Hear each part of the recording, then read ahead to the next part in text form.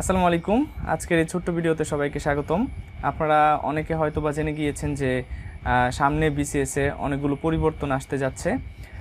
তো এজন্যই ছোট্ট করে ভিডিওটা ক্রিয়েট করছি। আমি কোড আকারে তথ্যগুলো লিখে রেখেছি শর্ট করে, জাস্ট এক একটা ধরে ধরে আপনাদেরকে বুঝাইয়া দিব। তো লাস্ট পর্যন্ত দেখার আমন্ত্রণ রইল। তো আমি শুরু করি।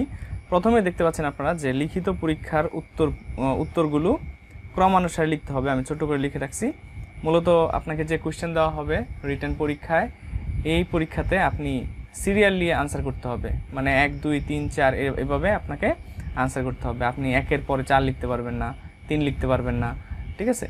লিখলেও আপনি কি করতে হবে, 1 নাম্বার লিখলেন মনে করেন, 2 নম্বরের জায়গা রেখে তারপরে 3 নম্বরে যেতে হবে আপনাকে, ঠিক আছে? বা তারপর মনে করেন 4ও লিখতেছেন না, 5ও লিখতেছেন না, তাহলে খালি রাখবেন, রেখে আপনি 4 5 খালি রেখে, জায়গা খালি রেখে আর কি 6 নম্বরে যাবেন। এটা হচ্ছে একটা যে লিখিত পরীক্ষার উত্তরগুলো আপনাকে ক্রমানুসারে লিখতে হবে। অবশ্যই আপনি এলোমেলোভাবে লিখতে পারবেন না, এটা কিন্তু প্রশ্নপত্রের মধ্যেই লেখা থাকবে।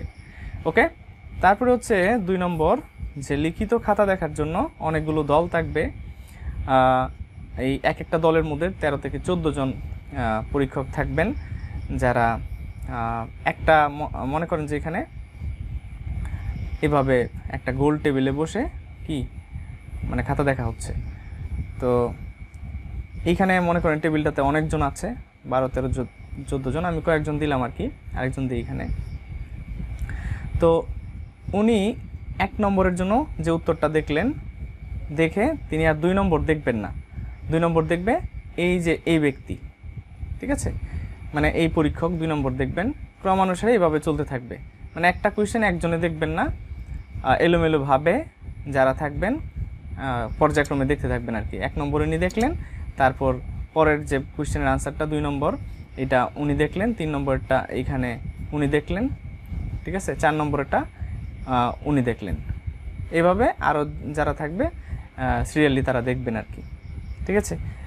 আচ্ছা, এই হলো একটা, যে একজন ব্যক্তি আপনার খাতা দেখবে না, অনেকজনে আপনার খাতাটা দেখবে পর্যায়ক্রমে ঘুরিয়ে ফিরিয়ে। ওকে, এ হচ্ছিল 2 নম্বর। তারপরে হচ্ছে 3 নম্বর, যে লিখিত পরীক্ষার খাতা পিএসসি এর কার্যালয়ে দেখা হবে। হ্যাঁ, সকল পরীক্ষার খাতা পিএসসি কার্যালয়ে দেখা হবে। এটা 2 নম্বরে দেওয়া দরকার ছিল, অথবা 1 নম্বরে।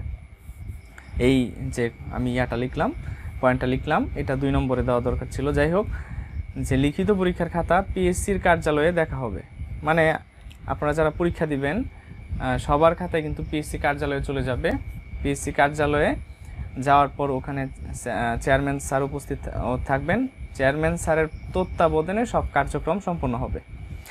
আচ্ছা, এই হচ্ছিল একটা পয়েন্ট। আরেকটা পয়েন্ট হচ্ছে এখানে নিচে, যে খাতা দেখার জন্য প্রশ্নের উত্তর সরবরাহ, উত্তরপত্র, এখানে উত্তরপত্র সরবরাহ করা হবে, বিশেষ করে গণিত এবং সংক্ষিপ্ত প্রশ্নের ক্ষেত্রে, ঠিক আছে? গণিত এবং সংক্ষিপ্ত প্রশ্নের ক্ষেত্রে এই কি করা হবে, উত্তরপত্র সরবরাহ করা হবে। এবং বর্ণনামূলক প্রশ্নের জন্য সম্ভাব্য গঠন উত্তরপত্র প্রদান করা হবে, যেগুলা মানে বড় কোয়েশ্চেন বর্ণনা থাকবে, ওখানে কি করা হবে, জাস্ট একটা গঠন উত্তরপত্র প্রদান করা হবে। শুধুমাত্র গণিত এবং সংক্ষিপ্ত প্রশ্নের ক্ষেত্রে আসলে উত্তরপত্র সরাসরি দিবে আর কি। এই হচ্ছিল পরিবর্তনগুলো। এখন এটা কার্যকর হবে কবে? এটা কার্যকর করা হবে 46তম বিসিএস পরীক্ষা থেকে। 46তম বিসিএস পরীক্ষা থেকে এটা কার্যকর হবে। সামনে 46তম বিসিএস লিখিত পরীক্ষা অনুষ্ঠিত হতে যাচ্ছে, তো এই লিখিত পরীক্ষা এটা কার্যকর করা হবে। আর হচ্ছে এটার টেস্টিং বা পাইলটিং হিসেবে 45তম পরীক্ষাটার লিখিত পরীক্ষার গণিতে এটা প্রয়োগ করা হবে জাস্ট, ঠিক আছে? এরপরে আমি যে ইয়াগুলো লিখে রাখছি সেটা হচ্ছে এই পরিকল্পনাটা আসলে কেন করা হইলো, ঠিক আছে? এই পরিকল্পনার সুবিধা কি?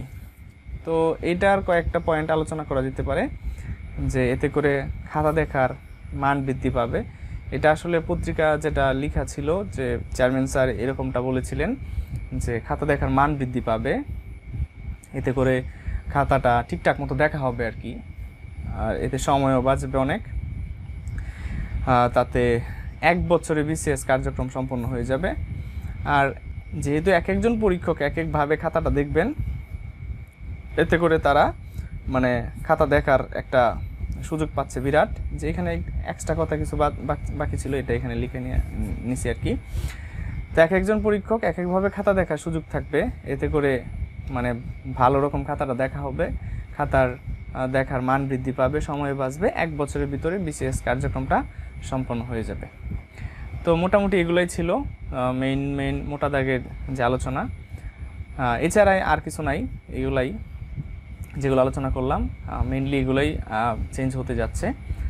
তো ভিডিওটি কেমন লাগলো তা জানিয়ে কমেন্ট করবেন, আর পরিবর্তনগুলো আশা করি আপনারা বুঝতে পেরেছেন। ধন্যবাদ।